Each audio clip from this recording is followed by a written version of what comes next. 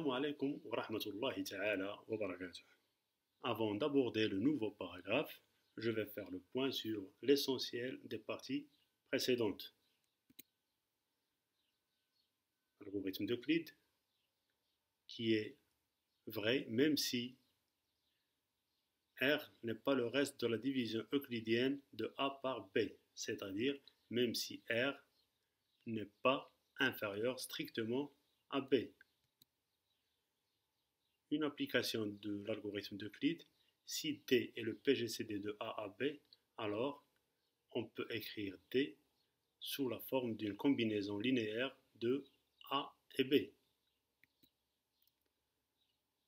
Le théorème de Bezout et quelques applications.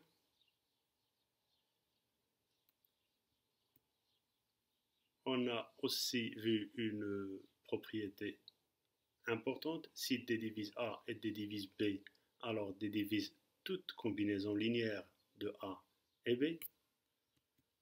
Et en particulier, il va diviser la combinaison linéaire qui donne le PGCD de A et B. C'est-à-dire, si D divise A et D divise B, alors D divise le PGCD de A et B. Et on a aussi le PGCD de DA et DB, c'est valeur absolue de D fois le PGCD de A et B.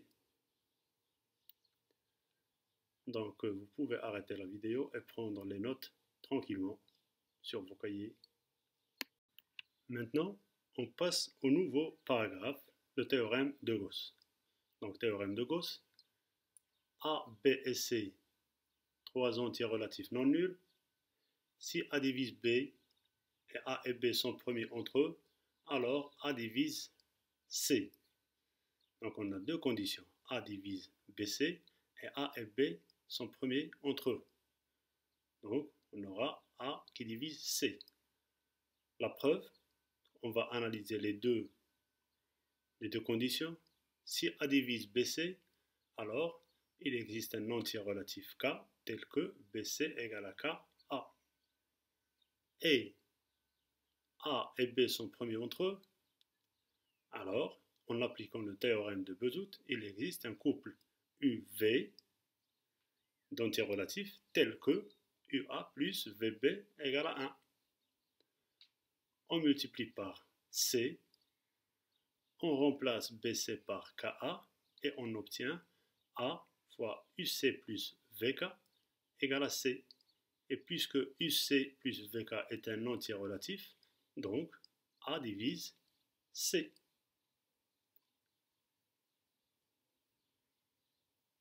Pour l'application, la première application, montrer que si A sur B égale à C sur D, et A et B sont premiers entre eux, C et D sont premiers entre eux, alors A égale à B et C égale à D, avec A, B, C et D des entiers naturels non nuls. C'est-à-dire qu'on va montrer que tout rationnel positif s'écrit de façon unique comme A sur B, avec A et B sont premiers entre eux. Pour la deuxième application, vous allez utiliser les propriétés qu'on a vues au début de la séance. Les solutions sont comme toujours à la fin de la vidéo.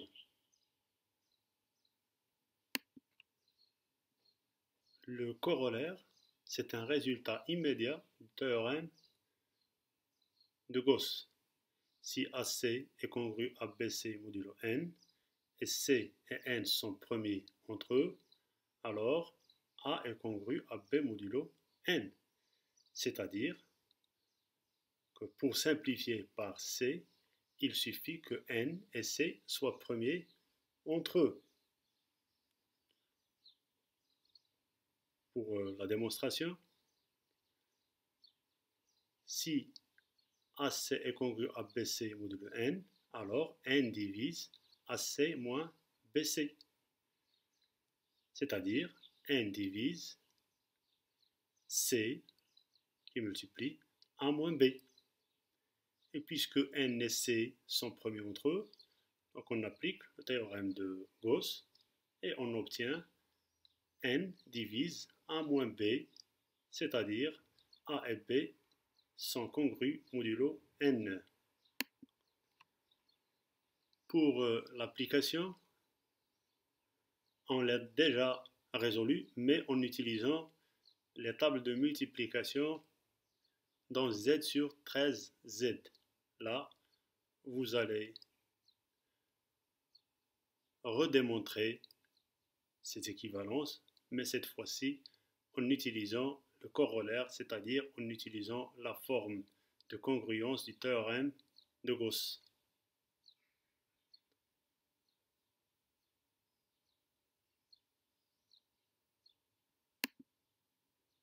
Arrêtez la vidéo, répondez sur vos cahiers et puis comparez aux solutions qui sont à la fin de la vidéo. On a ici quelques propriétés. A fois C est congru à B fois C modulo N fois C est équivalent à est congru à B modulo N. Si A est congru à B modulo Mn, alors A est congru à B modulo N. Troisième propriété, si A est congru à B modulo M, A est congru à B modulo N, M et N sont premiers entre eux, alors A est congru à B modulo Mn. Cette dernière propriété, on peut l'écrire sous la forme qu'on a dans la proposition qui suit, c'est-à-dire si A divise C et B divise C, et A et B sont premiers entre eux, alors AB divise C. La preuve, A divise C, donc C égale à KA. B divise C, alors C égale à K' B. Donc KA est égal à K' B, qui veut dire que B est un diviseur de KA. Et puisque, d'après les données, B et A sont premiers entre eux, donc on applique le théorème de Gauss. B divise KA, B et A sont premiers entre eux, alors B divise K. C'est-à-dire qu'on peut écrire K sous la forme de BQ avec Q un entier relatif. Je remplace dans la première relation C égale à KA, je remplace K par BQ et j'obtiens C égale à Q fois AB, c'est-à-dire AB divise C. Je reviens donc à la troisième propriété, A est congru à B modulo M, donc M divise A moins B. A est congru à B modulo N, donc N divise A moins B.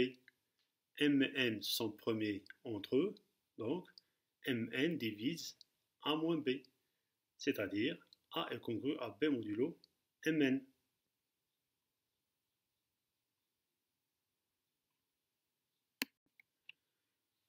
Pour l'application et l'exercice qu'on a ici, ils sont extraits d'examens nationaux.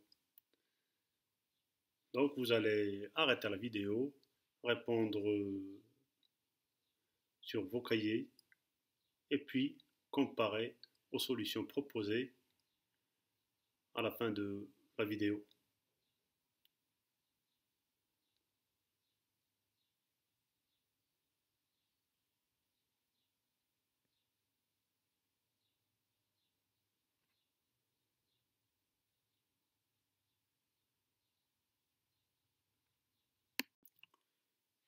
Donc pour les solutions, je ne vous conseille pas de les voir rapidement. Essayez et réessayez et puis comparer aux solutions proposées. Prenez votre temps de réflexion, pensez aux propriétés qu'on peut appliquer.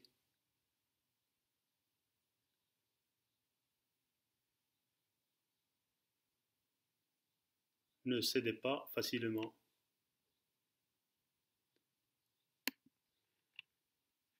Donc pour la première application, si A sur B égale à C sur D, alors on montre que A divise C et C divise A, bien sûr en utilisant le théorème de Gauss. Donc A égale à C puisque A et C sont positifs. Et je remplace parce que j'ai A sur B égale à C sur D égale à A et A égale à C, donc B égale à D, d'où l'unicité de l'écriture. La deuxième application, 7A plus B égale à 19 fois 5n plus n, c'est facile à vérifier. Si 19 divise A et 19 divise 7A plus B, alors 19 divise toute combinaison linéaire. La propriété est très très importante. Donc 19 divise B, 7A plus B moins 7A. Pour la deuxième implication, 19 divise B et 19 divise 7A plus B, alors 19 divise 7A, combinaison linéaire de 7A plus B et B, 7A plus B moins B.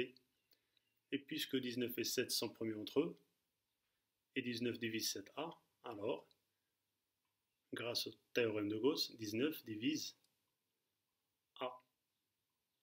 Troisième question, si D divise A et D divise B, alors D divise 19m et D divise 19n. Il suffit de chercher la combinaison linéaire convenable pour tomber sur 19m et 19n.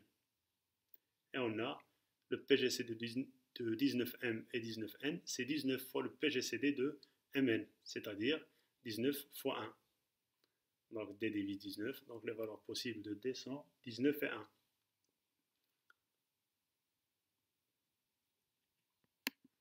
Application suivante, 2n est congru à moins 1 modulo 13. Donc on a moins 1 est congru à 12 modulo 13. J'ajoute 13. Et je peux simplifier par 2, car 2 et 13 sont premiers entre eux. La même chose pour la question suivante.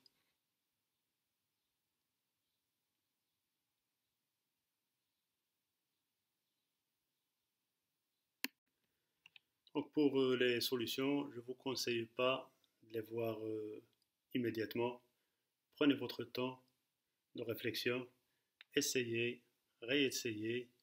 Vous allez sûrement arriver à résoudre vos exercices. La première application, c'est un extrait de l'examen national de juin 2005. On a utilisé un résultat très connu en arithmétique et d'ailleurs qu'on a déjà montré dans la première vidéo. Le produit de deux entiers relatifs consécutifs est pair. Q fois Q plus 1 égale à 2K. La suite, c'est des applications de propriétés qu'on a vues. Pour l'exercice, il est extrait de l'examen national de juillet 2007. Donc vous avez là quelques indications.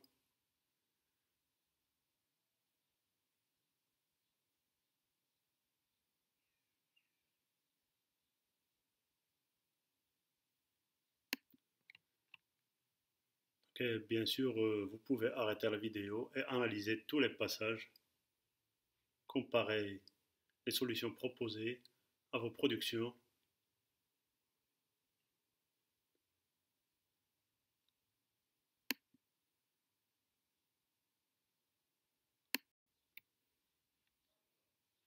Donc c'est tout pour ce paragraphe. À la prochaine vidéo, Inch'Allah. Et surtout, n'oubliez pas de prendre des notes sur vos cahiers. Chaque fois, vous pouvez arrêter la vidéo, prendre les notes, faire les exercices, faire des applications et relancer la vidéo après.